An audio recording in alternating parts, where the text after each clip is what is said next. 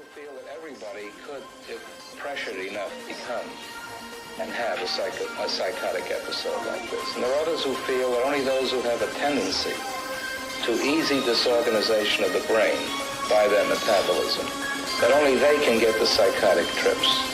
Because certainly when we analyze the underlying strife or conflicts that go on in a schizophrenic when they have recovered enough, that we find not too different a set of circumstances than what we find in the neurotic.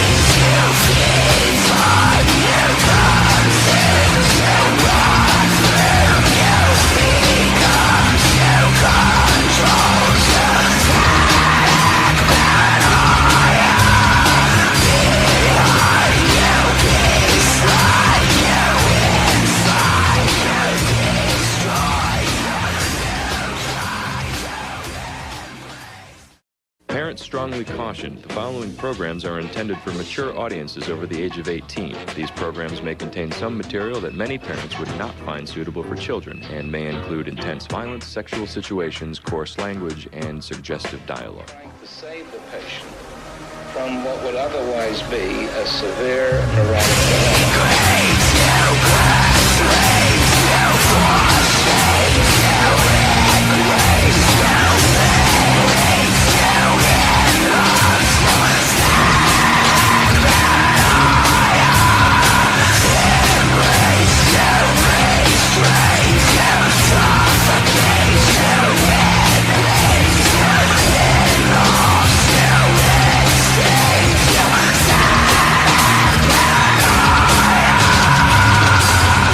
The patient that you saw me walking with demonstrates on the 8th day after admission the continuing presence of a catatonic pattern.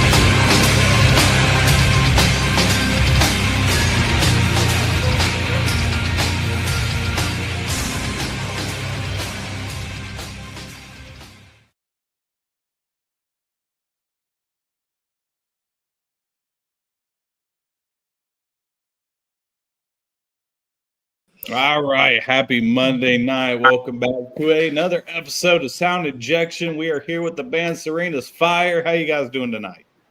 Another day in paradise, man. Fantastic. Yeah, dude. Good to be here. Thanks for having us. Yeah, absolutely. Yeah. So, since the boss lady, there y'all, she's going to get to go first tonight. Thanks. So my first question is, what is an interesting fact about yourself that your fans would be interested in knowing or that they don't know? Are we going to go down table on this? Yeah, what? What? I think Tyler should start this one. Yeah. Well, shoot. Let's see here. We'll say, I've kind of got into the last couple of years or so. I've been getting into, we'll say, like black and white film photography, like doing all this stuff in my bathroom here, my spare bathroom, like darkroom stuff. Well, that's cool. Yeah, make my own prints and everything. Set them out to people. Yeah. Oh, yeah. We got Horror Scene in here. Shout out to Horror Scene. Yeah. They just made a Spin magazine. Yes, they did. Hell yeah. Yeah. For me, Jeremy Brady, what y'all got? For me, most people don't know based off of like looking at me and stuff, but I used to be former law enforcement. What? Really? Yeah. Oh, I did used not to, see that coming. I used to work for the Okaloosa County Sheriff's Office about 4.5 years ago. Oh, Wow. shit. Okay. All right. I'm shocked. How many? There are so many people that we've interviewed here lately that have been former law enforcement. Oh, yeah. They're Yeah. sending out eyes. They're putting eyes on us. That's what it is. They're watching us. That's right. Always watching, yeah. It's because TV gets in trouble. There was a point in time that I wore cowboy hats, big belt buckles, and like pointed cowboy boots, and line danced a lot. Nice. What? Okay. I can't Not say kidding. anything. can't say anything because I use a barrel race. I live in Texas, so I mean that's normal. That's exactly where it came from. I moved to Waco, and it was one of those things where it was like, all right, when in Rome, so. Yeah. You couldn't pay me enough to get in goddamn cowboy boots. I mean, look, it picks up the ladies in Texas. That's all I'm going to say. Now my brother, he's a cowboy and actually did rodeo professionally. He was a team roper. But me, Wow. absolutely not. I miss my cowboy boots. Those are my daily drivers. And then I wore a hole in the sole, and they're so expensive to get a good pair. I just haven't bought anymore. I still have a good pair. I have mine. You will not catch me anywhere near livestock. I'm also absolutely terrified of horses. Like, they're beautiful. They're great to look at from a distance, but they're big, and they don't know how big they are. Exactly, dude. I had a really bad incident when I was a kid with a horse, and I have been terrified of them ever since. You cannot get me fucking near them. Hell no. I'll look at them from binoculars. Far enough away to see them with binoculars, I'm cool. I won't be anywhere closer. Yeah. Yeah. No, thank you. Don't put me on the back of one. I might. Nope. I don't even like look at. I'm a property manager by day, and I work in a big ass resort, and they have stables there that they go horseback riding through the resort. And dude, if I see them coming, I like stop my car like a good 250 feet back because I don't even want to be near them. I don't care, man. That thing kicks my car, it's destroyed. No thanks. Yeah. I'll pass. All right, next up, Meg. What first pulled you? This is a question for each of you. What first pulled you into making heavy music? Like, what was it? A song? Was it a moment? A concert? Oh, I got you. Need for Speed Most Wanted on PlayStation 2. Soundtrack for that game. It had Hand of Blood from Bullet for My Valentine on there. I think it had Stricken from Disturbed. And maybe something else that was like that vibe. And I was like, oh yeah, I'm hooked. I'm in. Running from the cops on a video game. I know Mudbane was on one of them. I don't know if it was the first one or the second one, but I know Mudbane was on one of them. Yeah. It's a really common inspiration. I think that was Most Wanted. I think Mudbane was on. It might have been the second one, but I want to say it was Most Wanted just because I remember running from the cops in that game like nonstop. Nah. Well, because I remember the song. It was Determined, and it was either the first one or the second one. It was whichever one also had that Black Betty cover by Spiderbait was also on that one. Okay, yeah. The second one. Oh, you're next, buddy. Yeah, for me, it was End of a Heartache from Killswitch Engage. Okay. I started deep diving into Killswitch Engage when I was in high school. So the End of a Heartache album, As Darkness Dies, or As Darkness Falls, like that. Those two albums were like the epitome of that. I'm a Breaking Benjamin fan at heart. Like that's always where my inspirations lie. But the heavier side came from Killswitch. Okay. God, that makes me feel old when that. So Brady, your answer was Need for Speed 2. Was there something else? Can't steal my answer. Yeah. All right, so we're on me now. All right. My biggest thing, what got me into writing heavier music, I don't know, so I started my first full, introduction into music was playing bass, and I was a horrible bass player.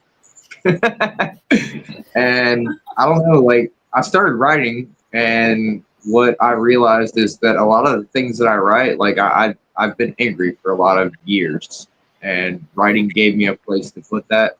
It gave me a way to express that was constructive, that was therapeutic for me at the same time. All right, fair enough. All right, CB, you're up on deck, bro. So what is your guys' greatest fan interaction so far? Oh, I'll take this one. I'll start this one. Oh, man. He's like, I got this. Step aside. No, because it was great. We went to South Carolina, and we opened for Keith Wallen up at the Radio Room. And we were chilling after the show was over. We were chilling at the venue, hanging out. we were talking with Levels and stuff like that, who was the direct support. And this 7-year-old girl with her mom, and her mom had been up for about 26 hours to take her to this show, came up to us with her little shirt, with her Keith Wallen shirt, and asked us, like, will you sign my shirt, pretty please? And we were all just standing there going, yes, absolutely, we will. Let me get a Sharpie real quick. Like, it's when the little kids like come up to you and they're like, we just love to be in here. Yeah. We're just like, this is great.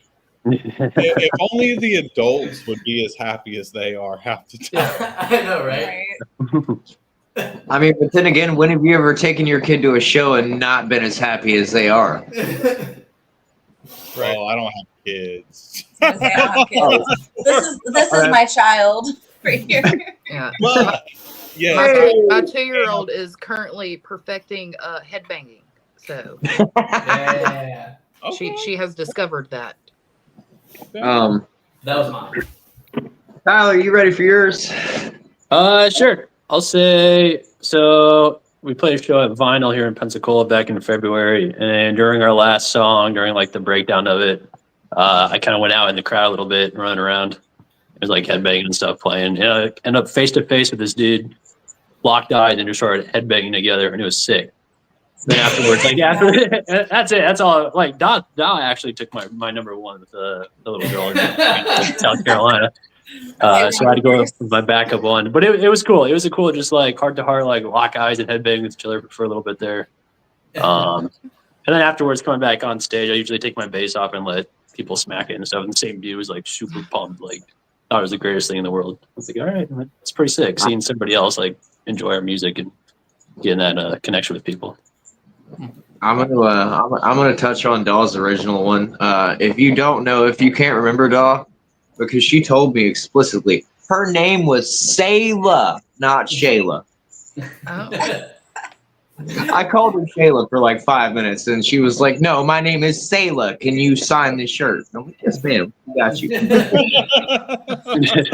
She was sassy, and I loved it. But on that note, we recently played a show at the Sanctuary in Biloxi for Halloween Pride Fest, and during that set, or after that set, after we finished our set, there was a little girl that came in with, I guess it was her mom. And this little girl was standing pretty much front and center, like, and the people with her were trying to get her to headbang and mosh and get into it. She was nervous, but like after that set, I made sure that I like got a signed drumstick, took it over to her, you know what I mean? Like, and she was so thankful. She was very sweet. She was amazing, and that's what I love. That's one of the highlights of what we do, is being able to instill that in future generations. Like, keep it alive. Yeah. That's all about. All right. So far as you're, and this doesn't have to be with this band specifically. It could be with any band that you've ever been in. But to this point, what is the most difficult thing that you've had to learn being in a band? I'm gonna start this. Dealing with Daw. Brady. It's not that bad, man. It's not that bad. No, I'm joking. Honestly, I think the hardest thing that I've, at least for me, is experienced is just, it's keeping everybody on the same page of what the goals are. Like, you have 5 different mindsets, 5 different viewpoints and stuff like that. I mean, they'll say it too. I bounce ideas off them all the time, but it's getting everybody into the same mindset and agreeing, like, hey, is this what we think is best? Is this what we think is best? Like, okay, well, let's try this instead. Let's try that. It's just keeping everybody conducive together. That's, at least for me. Okay. Yeah. Tyler, Brady? I'd agree to that too. Lately, for me, it's been remembering to bring everything to practice, because I've been forgetting stuff lately. Look, that was one time, dude. There's 2 times. I forgot the merch table at that one show. Remember? Oh yeah. Don't forget. Yeah, I remember. But yeah, besides that though, like honestly, it's been from my viewpoint fairly smooth. Like Doc kind of he does everything. Like he's the glue that holds the whole band together. That guy. Yeah, he crushes it, man. He does all like the logistical stuff and everything. So like really I just show up and play bass and post a video. Post a video on the Facebook every now and then. I was about to say, you're crushing social media. Let's be real. That's not that hard though. Honestly, yeah, that's really about it. I would say past bands, maybe just like kind of the same thing, making sure everybody's on the same page, kind of with what the whole mindset is moving forward with the band and kind of vibe and just music direction we want to go with. Fair enough. What you got, Brady? It's not even the musical direction. It's getting 5 people to commit to something and stay locked into that, like, and put in the work on a weekly, like, because you don't practice at rehearsals. You practice at home, and you come to rehearsal here. And that's the biggest thing that I can say is that, like, if you're not doing work outside of just the practice times that we meet, then what are you doing here? And that also leads into like the hard part is finding people who have the time, dedication, the wherewithal, and the effort and energy that they're willing to expend and put into this to chase the dream we're chasing. Fair enough. All right, boss lady, you're up. If you could add one random instrument to your next album or song, what would it be? Like a banjo, a kazoo? What are you picking? All right, so this is very hard for me because you can ask them, like, our new song that we're working on to get out, like, I put everything into them anyway. I think, like, when we played the super secret new one is what we called it at the Club LA show.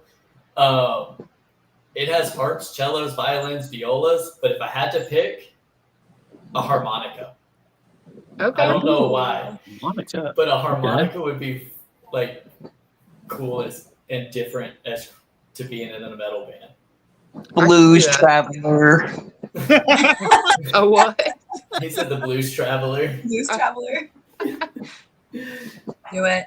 That makes me. And Dracula can have a saxophone. Y'all can have a harmonica. There.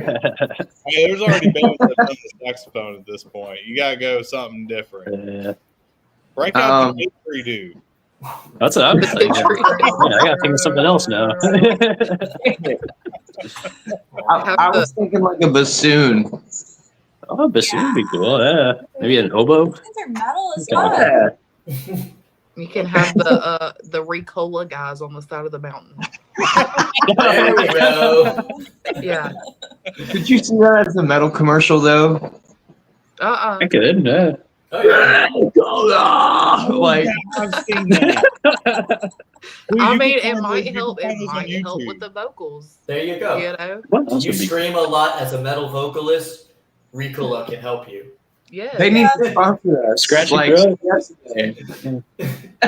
Maybe we should throw that into fruition. Like, there we go. put it Yes. out there. Yeah, I'll put that on the merch table at the next show. Yeah. This needs to be the Super Bowl commercial right here. Should we start taking Ricola to shows and like have it like on display? Like, hey, look. Just throw them out into the crowd like they're pigs. Yeah. We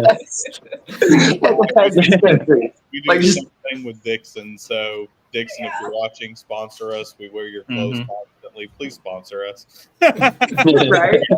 Please do.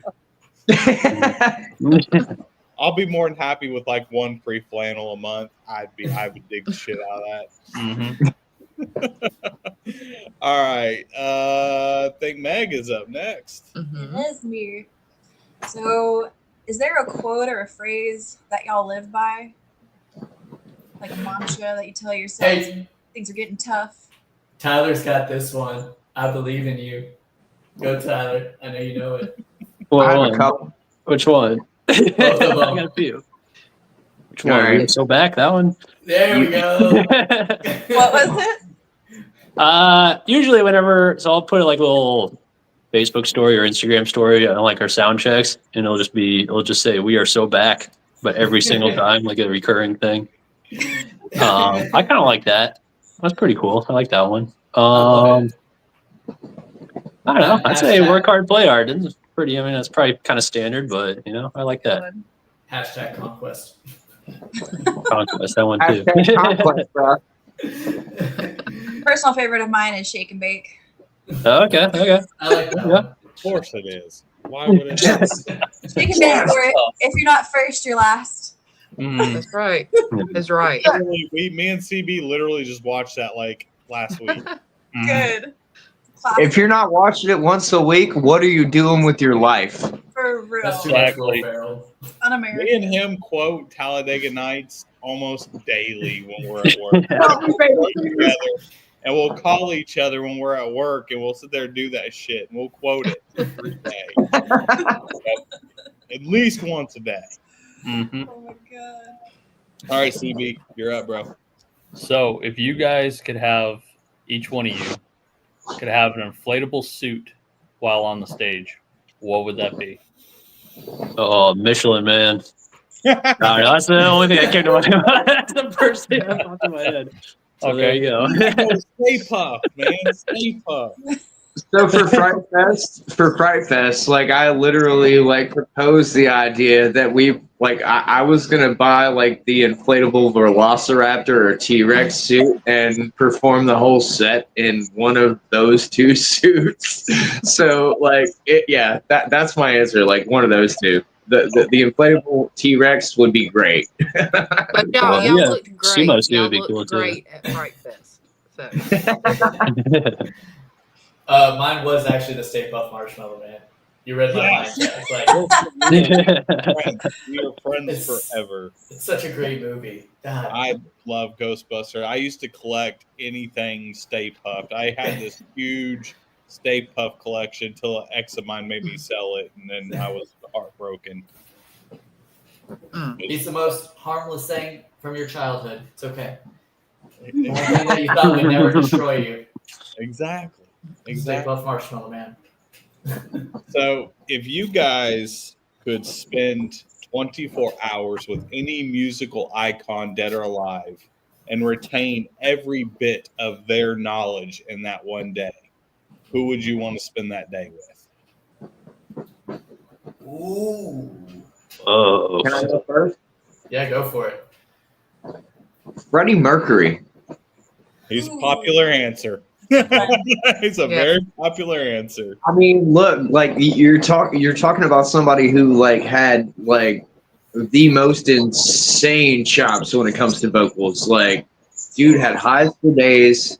Like, could literally pull off like operatic singing to the degree for the genre that they were. Like, I would love to just pick his brain and know how he managed to get where he got and how he came up with, for instance, or actually specifically, a lot of the albums, a lot of the stuff that they did, like, because they're timeless. They're timeless. Really great. Mm-hmm.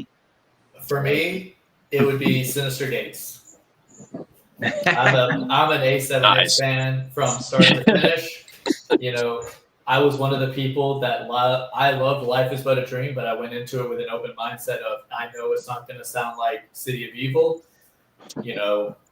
But his guitar playing has always been him and Zachy Vengeance both are my two favorite guitar players, and their duets are just fantastic. But I just love I want to know how his practice routines. Like, that's what I want to know. I want to know what do you do to get how good you are? Like, what are your practice routines? I need to know. Let me get a secret. Like, yeah, that's a good one, Jeremy. Yeah, Avenged Sevenfold. They're probably one of my favorite bands of all time. Like, overall, like for their whole catalog that they got. Yeah. So I guess full band, I would totally probably spend like a week with those guys. Just pick their brains, honestly. Straight up bass side though, like honestly, bassist from Mudvayne, Ryan Martini, he's a freaking beast. Oh my Dude, god! like my favorites. playing and just like stage presence, running around, jumping off of stuff, facial expressions, like that dude. Ryan's nuts. He's fucking nuts. Yeah, he's a crazy dude, man. All there is to it. He's not. Yeah, and He's his all- tone too, like the tone that comes out of that bass that he hits too, like it's something else. Sounds great. Yeah, he is absolutely fantastic. Can I retract my answer? No. Sorry, we left them all in. No, We've already left them in. Freddie Mercury is an excellent answer. Well, I'm also thinking like Spencer Sotelo from Periphery. Oh yeah. Okay. I think the Freddie Mercury answer is better. Okay. Mercury and Prince are usually the two. Like we almost get one of those two every show. Every Okay. season. Well, damn. Continue the trend. Fuck me for being boring. You're basic, dude. You're so basic. You basic Sorry. white bitch. Get a pumpkin spice latte. Yes. That would be They me. still making those? Mm-mm. Oh no, I'm Yes. a basic white bitch. It's fall. Yes, they're making them. Everything's Winter. pumpkin. And if I looked good, I would probably wear the UGG boots and the goddamn fur coat. But I Rock it. pull that You can off. do it. So, yeah, no. You But, said it's Han Solo season. Hey, I like my UGG boots. It's cold as shit here. don't you talk shit about Han Solo. No, I will not. I will not. I would never. Not me. Don't you do it, CB. Don't you fucking do it. Don't do it. He's Mm-mm. gonna fucking do it. Go ahead, CB. Go ahead. Throw a bonus question. Go ahead, because I know you're gonna do it. So here's a bonus question: Does pineapple belong on pizza? You motherfucker! Really? Oh. Curveball. Really? You gonna throw a curveball at me like that? Oh yeah. I'm cool with it. You do you. You do whatever you want to do. I probably won't though. I say no because Gordon Ramsay says no. There's a correct Um, answer. All right, so we got Correct two no's. answer is pineapple does belong on pizza. Yes. Okay, we got I one. Me do and like Brady, pineapple we on can pizza. hang out. I Me do. and Brady can hang out. Bet. Come on. I got you. Anytime. Please. Fucking do my favorite thing: fucking pineapple, Canadian bacon, and jalapeno. There we go. That's when pineapple belongs on pizza. Pineapple belongs on pizza when you can offset it and accentuate it with other toppings. Yes, it belongs on pizza. Savory and sweet. You got the spicy and the sweet. Exactly. Yes, ma'am. That's what I'm talking about.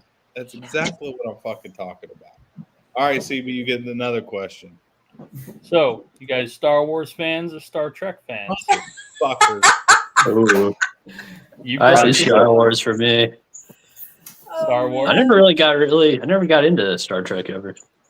Okay. You're not, Yeah, you're not- So Wait. Go ahead, Doc. Star Wars, older series, Star Trek for newer. Because the new Star Trek movies are 10 times better than the new Star Wars movies. Oh, But I do no. prefer the old Star Wars movies over Star Trek. Mm. Y'all are killing Jags over I've there. never even seen a current Star Trek movie or a movie of Star Trek. Never. It's not worth. Yeah, I don't think I have either, to be honest with you. I don't think I really ever have. Chris Pine as Captain. Kurt? Chris Pine is the lead in those, and they're solid. But they were better than the new Star Wars movies. Are they're better than the new Star Wars movies? Yeah. I cannot. man. I cannot stand the new Star Wars movies. I mean, I like the new Star Wars movies because they continued the storyline and they brought new things into play, like Ray being Palpatine's descendant. Like, totally threw me for a loop until I got Or halfway through. twisting the dagger in Jax's chest. Oh, Jax, no. I'm sorry. I was a Star Wars fan, like video games, books, movies, stories. Like when Disney took over and those movies came out, I died. Even now, I'm die-hard Star Wars from life to death. I love Star Wars. I love it. But their Look, new movies suck. Solo was solid. I liked Ahsoka. I love the Mandalorian. I honestly dug the shit out of Obi-Wan Kenobi, like the actual like storyline for Obi-Wan. Like it was solid. It was done very well. Good TV That's shows, bad movies. Oh, I like all of the only one I didn't really dig, and I'm a huge as far as Star Wars is concerned, I'm bad. I am a hardcore Star Wars nerd. I fucking love Star Wars. I collect Star Wars shit. I collect the Funko Pops. Like I'm always watching Star Wars shit. I really did not like Andor. Andor was boring. I haven't even watched Andor. It was very boring, and I could not get into it no matter how hard I tried. I rewatched the whole damn thing 3 times. I still could not get into it. The only new Star Wars movie that I actually liked was Rogue One and Solo. Honestly, yeah. Rogue One was solid. The Acolyte was actually good.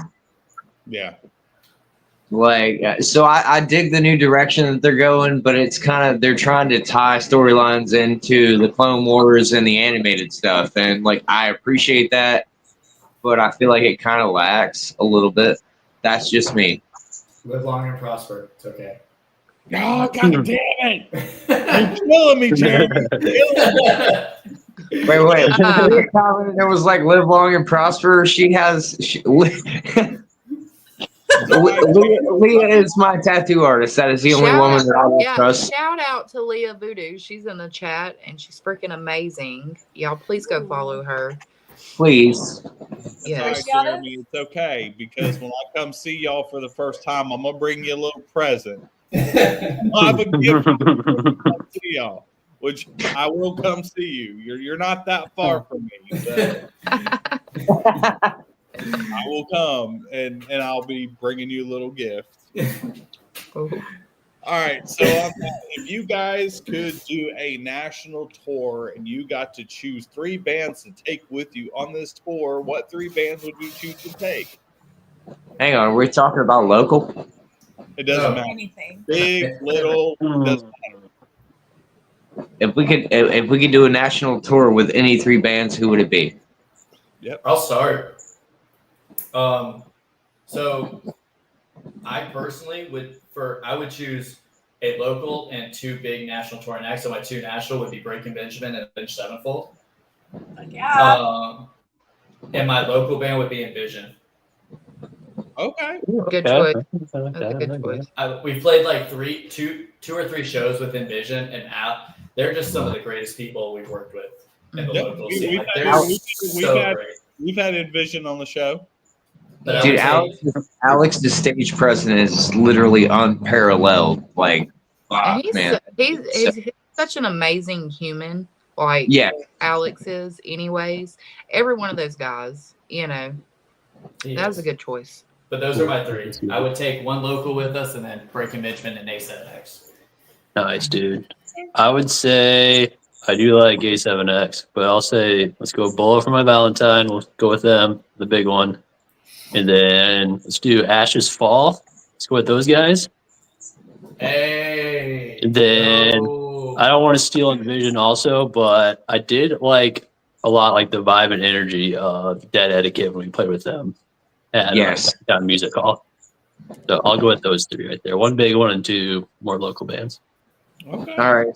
So I'm gonna walk into this under the premise that we're picked up for a national touring act that or a big band.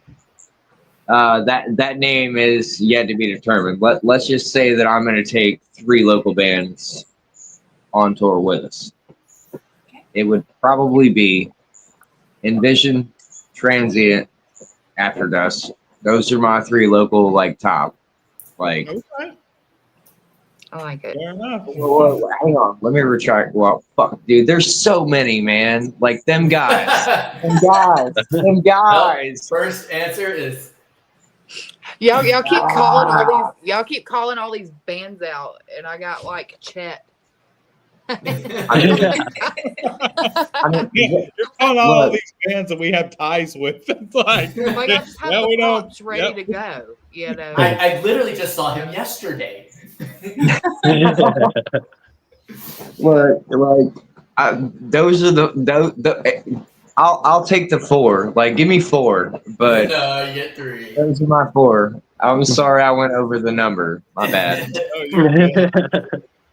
All right, boss, you're up. So what is the pettiest argument that y'all have had?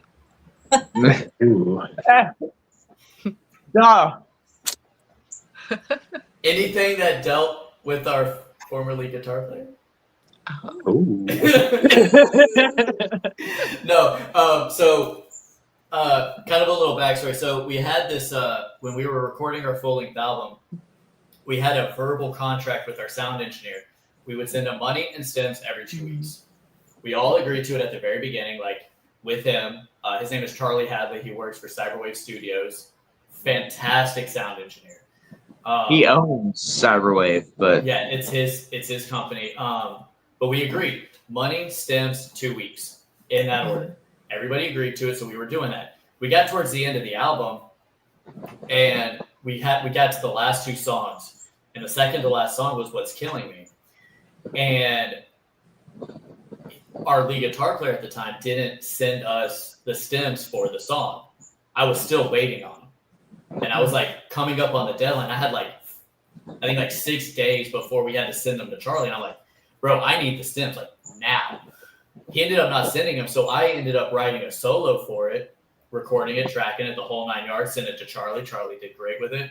So we go into rehearsal, and we're playing the song, and he's like, what was that? I'm like, well, that's a solo. He's like, well, I'm going to change. I'm like, no, you're not. I tracked it. I recorded it. You either play it or I will. Those are your 2 options. You don't get to change anything. You didn't get your stuff to me on time. And it started like this petty war of who's going to do it. I'm like, you don't get a choice. No, you missed out, bro. Fuck. You had a chance, man. Yes, Take the consequences. And that goes back to the whole keeping 5 people aligned, in time, on track with what the goals are. It's hard. But that was my petty argument. Fair enough. All right, Meg, you're up. So what inspires you guys outside of music to make music? So something other than music that inspires you. Oh, dumb people driving for sure. That makes me mad. That'll create a spicy riff real quick. Yeah. I've heard that one yet. CB's got to hear me cussing every on? There we go. Hey, write that down. Yeah. We got an hour. It takes me and him an hour to drive to work and an hour to drive home, if not more, depending on traffic. But it's at least an hour. And we'll talk to each other in the morning, and I have to be at work before he is, and he'll hear me, motherfucker, God. Oh, it's like an hour. So I'm gonna make y'all start recording your drives, and we're gonna compile it and put music behind it. Oh, it's gonna be bad. I think we should. You don't want to do that. I might get canceled. There will be a lot of profanity. Maybe it's a bad idea. Never mind. It might be. I mean, if you like hearing the bleep sound, Yeah. It'll be an episode of Jerry Springer. Yes, exactly. I'm just saying it would be great intro music. Yeah. Yeah, so that definitely will, spark some kind of looking for a heavier riff. But I live right next to Tarkill and Bayou Preserve State Park out here in Pensacola. So I'll go for a walk through there. It's a 7-mile loop. And it's almost every time I go through there, I'll send Dahl some little riff or something I made up while just walking around the woods. I don't know, something about just walking through the woods with nothing around you kind of does that. That's good. Da, da, da, da, da, da, da. Yeah, there you go. Yeah. No. Yeah. All right, next. Who's next? Brady. Oh, Brady. No, it's wait, okay. me? Yep. Okay. All right. So something that has nothing to do with music that inspired me to do music. Well, it just inspires like when you write music. Like where do you draw Um, inspiration? I mean, I draw in. I don't usually draw inspiration from like day to day like current experiences. A lot of the things that I write about are like past experiences because I've had time to process them and had time to actually sit down and look at how I feel about it, what it made me feel, and how I can convey that on a piece of paper. Sometimes it's journal writing. Sometimes it's just me being upset. I mean, it varies. But something that inspired me to write music was the fact that, I mean, I read a lot, and one of the things that I would like to continue to do is be able to utilize some of what I feel from books and what I gather from books and be able to convey that via a set of lyrics. But more specifically, what inspired me to write that was not music. Having a lot of really big feelings, no way to express them, and being able to sit down with a piece of paper and put it all on paper, and then bring that piece of paper to life. If that Okay. makes Yep. Oh, great. For me, it's just live shows. I love creating something. Like, Yeah. I love just creating. Music just happens to be the art form that I love the most. So outside of music, it's just the love of creating not only the music that we record, but just the shows in general. You know, when Okay. you can ask Brady, like Brady will vouch for it, like when we're writing, not only am I thinking about how it'll sound on album, but how it's going to sound live and on stage, and how we're going to present it on stage if we have to. no 100%. Like I do a lot of short story writing too, so anything I can't put into that, I put into music. Music is just life that's thrown with beats and rhythms and stuff like that. It's just life on page. Unlike Brady, I don't wait. If I'm feeling it, it's going in. We're going in. Yeah, but I can't play guitar anymore or bass, and I was a horrible bassist at the fucking start of it, and I'm still like a mediocre guitarist here and there, but like I just physically cannot do it anymore. If I could, man. If you build it, it will come. I know. Sing it. So sing it. Someone can play what you're singing. Exactly. Like There we that go. was There's a part- mantra for us going in. Yeah. Yeah, there you go. I have a few Nice. to that question actually. Okay. So like we backtracking to the mantra thing or like any phrases we live by. I have three, and the first one is acta non verba. The second is omni luci est umbra, and the third is it goes back to acta non verba. Don't talk about it, be about it. Okay. All right, fair enough. Fair enough. I didn't pay attention in Latin class in high school. Well, I mean. I'm just saying. I didn't have one of them. So acta non verba means actions, not words. Omni luci est umbra means to every light there is shadow. And obviously the third one is not Latin. It's literally a paraphrase and an English version of actions, not words. Don't talk about it, be about it. So, Okay. Nice. I like that. I do like speak softly and carry a big stick. That's a good one too. hey, I'll There you drink go. that. I like that one. That's a good one Yeah. too. What was that? Roosevelt? Yeah, man, Teddy. Oh, Ted. Hey. Eddie the Wise Man. Perfect. On that, CB, you're up on deck, bro. All right. So if you guys could give advice to any bands or any members that are trying to get into the music industry, what would that advice be for them? Don't stop. Believe them. Exactly. See, Mega says it. Believe. Okay. It's and I say this because we see so many local bands fizzle out after when they get to a certain point. There comes a certain point where in every local band's career where it's you either push or you just settle. You settle for where you're at. Yeah. And the people that settle are the ones that don't make it anymore. You end up doing the same thing over and over and over again. It's don't stop. Like, even when it's the hardest thing in the world, you're literally looking at it going, is this fun anymore? Don't stop, because it's going to be fun again. You just have to get through it. It's just like anything else in life. You just can't stop. Just don't.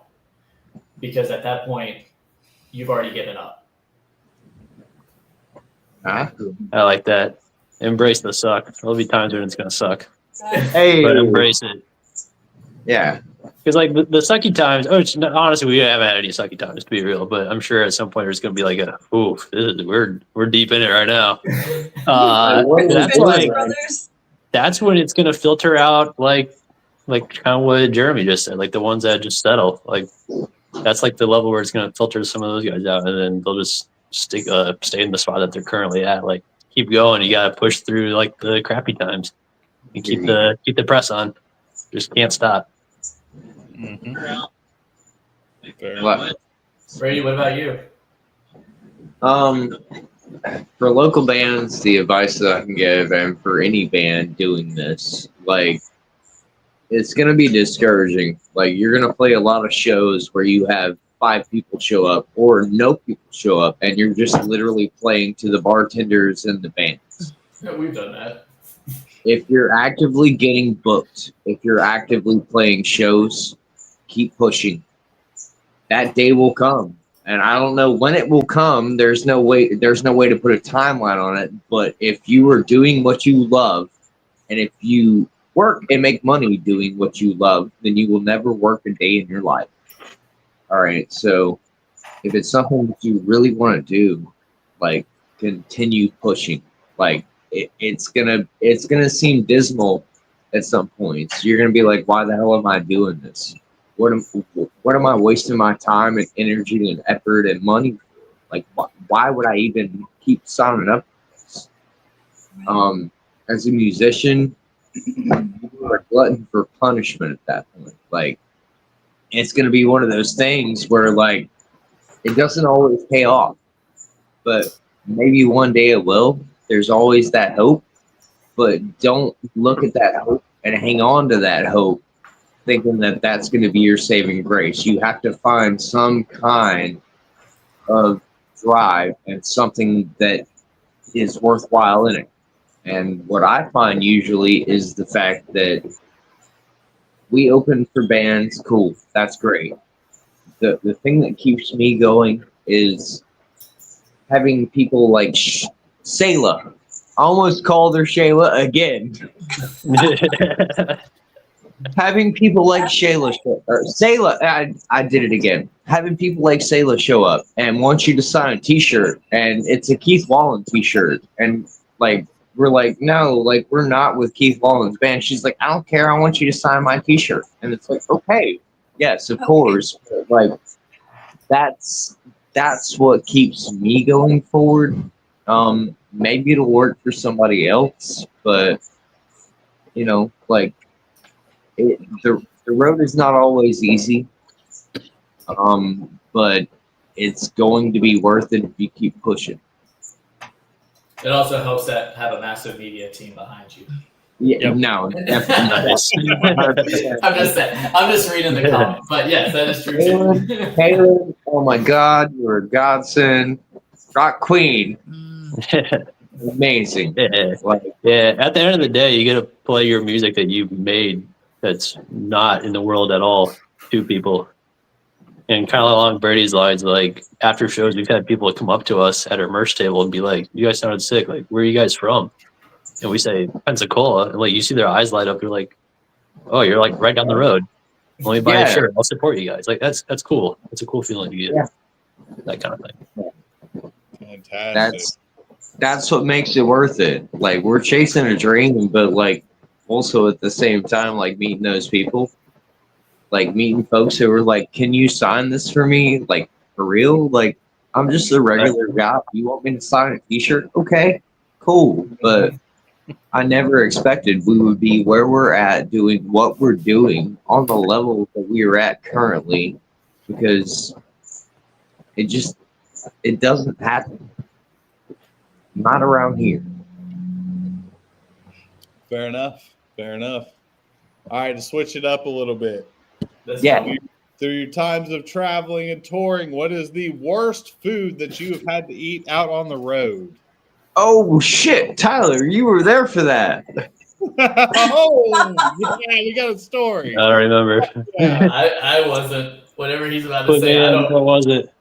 Where was the place that me, you, and Amanda and I sat down to eat? Oh, is that in Tennessee? In Chattanooga? Yes, that place. I don't remember. It was Oh. in like the You theme talking about park the- area thing in Pigeon Forge area. Yes, It was somewhere it in was that in area. Pigeon Somewhere Forge, within and- there. Oh my god. I don't know, man. It was like some tourist restaurant. I don't want to That's like right. call any names or say any shit, but like worst fucking steak I've ever had in my entire life. Hmm. No, mine Oh was. no, dude, that no. chicken I had what in Mississippi. We'll just leave it at that. Chicken in Mississippi. I remember that. Specific, but like, That was yeah, pretty bad, I'll be honest. That was pretty nasty. You talking about the Yeah. one for? it's one at of those the like, why am I paying Margaritaville? $40 for this Maybe. piece of chicken that you bought for Yeah. $1? It was when we ate at Margaritaville before the Halloween Oh show. fuck! Oh fuck! I we could have met- told you not to go there. Well, we met Brady You could've been because like- that's where they were staying, and we were like, well, "Let's go eat. There's a restaurant right here." Tyler's Hang like, on, that is coincidentally where my girlfriend booked the room, and it was Margaritaville, which like it was a nice room. I liked having a balcony for extracurriculars, but Extra, what are we talking about here? my bad. That could go a lot of I was different like, whoa. Him and his My girlfriend. bad. That's a loaded fucking mistake. Yes, it was. My bad. No, I think the worst I've had though was the breakfast we had in Tennessee. Which one? The one where we sat down. The first table was dirty. Like, Oh shit! we Yeah. sat there. We got breakfast before the show with Alien that we were opening for Yeah. Alien Farm. So No, let's it go was get breakfast. So we went and got breakfast, and the first table was dirty. Then they moved us to another one. It took 15 minutes for a server to greet us just to get our drinks, and then another like 30 for food. And we're just sitting there going, "Oh God, we got a show to go to. Can we get it to go?" 30 for food? No, 30 for them to come out and take an order. It was bad. Man, I wasn't there for that one. I missed out on that adventure. Yeah, you were at the gym. Yeah. I was working on them No pecs, days off. bro. There's another mantra. No days off. There you go. There it is. But no, like I'll agree with Jerry on that. Like that was our worst tour experience and food experience. I retract my prior statements. But if you're gonna I ask forgot about that best, place because I literally put it in the back of my head and like blanked it out. Like, nah, this didn't happen. It doesn't exist. Don't think about it. if we're gonna ask about best food though, Buc-ee's. Yes. Dude, Buc-ee's Yes. is always Triple the meat. Always Buc-ee's. If I Look, pass up yeah. Buc-ee's, I stop. The candy's best. nuts. We're I getting- tried to eat one of those big was like the biggest one you could get. Like it wasn't pulled pork; it was the other. The triple The meat. brisket, I know. Oh yeah. brisket. Oh yeah. The So triple try meat. to eat Triple that. meat burrito. Try to eat that while you drive. No, You can make it no, work. that's a sit down meal. No, like But there's so much meat in it. It we're was getting a everywhere. Buc-ee's. We're getting a Buc-ee's here. Yeah. But like me and Meg, when we went to Welcome to Rockville, it was like every morning we were like gorging ourselves with as We much had a Buc-ee's snake as we meal for the could. day. So we didn't have to buy food in Welcome to Rockville because hamburgers were like $35 for Yeah, a hamburger. Like that's it, just a Like a hamburger. cafeteria burger, like little bitty burger. It was like $35. So we're like, no, we're just gonna eat as much food as we can from Buc-ee's, and then we're gonna get hammered on Michelob Ultra. We were all force feeding week. ourselves like a goose being force fed for pate, but Wait. If you're it getting saved us some hammered, money. if you're getting hammered on Michelob Ultra, you need something stronger because like that takes like 7 to 12 to do. Well, for me, it's like a whole like 48, like 224. Okay. So I'm talking to an experienced drinker. I got you. I was like got you. hammering them bitches. You could ask Meg. I was like hammering them bitches every second of the entire day, and I just It's different. It's different when it's hot outside like that too. Jax was like, bro, like You wait, can we drink like a 12-pack and not feel it. You know. yeah, 'cause you're sweating. Jax was like, we got a 12 pack, and like, yeah, no, like that's gone. What? Oh no, you can ask CB. Like it's like every other day. I'm bringing home 24 cases, and I'm through them bitches in like a day. I feel like a bad guy or a villain whenever I do that, but no, I totally feel that 100%. Okay, well, we're gonna drink together some point, someday. 100%, dude. Like, I will buy you a beer. I will buy you shots. Like, please come sit down and have drinks with me, man. I got you. So on that, we always play either a music video or a song of the band that we have up at the very end. So obviously, the song that we have for y'all is Away. So before we get into playing that, do you guys want to kind of tell us a little bit of what the song is about and the whole process behind that? Yeah. Ooh, I'll take it. I can first or second if Doll wants to speak about it. So I'll let Doll. it was actually interesting. It was the chorus to Away that was the first thing I wrote for it, and it was the dual vocals. It kind of went into the whole live show versus recording thing. Like I wanted two vocalists to be going at the exact same time. One person carrying the melody out for the first line, and then another vocalist tying into the second half of the verse, or the chorus, I mean. So it was two different lines going at once. And when we started writing the album, it turned into a concept album without us realizing it. And so Away kind of became that first focal point for the story of a person being at war, either with himself, like legitimately overseas at war if you're in the military, or just at home in your own head. That's kind of where it started. And the whole album just turned into like one concept album based off of that one song. Okay, fantastic. So on that, thank you everybody for joining us tonight. We have had an absolute blast. For anybody who's been watching, if you have not, go check out Serena's Fire. Go hit that follow button on all their social media accounts. And if you see them playing in your local area, don't be a pussy. Go to the goddamn show. It does not cost money. Buy some fucking merch. Support these bands. I guarantee you 90% of them are better than the fucking big bands that you're going to pay $250 a pop to go see. So let's do it. Let's keep the scene alive. And on that, here is Away by Serena's Fire. We'll see you guys again tomorrow at fucked up time, 4 p.m. against the band from the UK. But we love you guys. We'll see you soon. Bye. Bye, everybody. Bye. Appreciate it.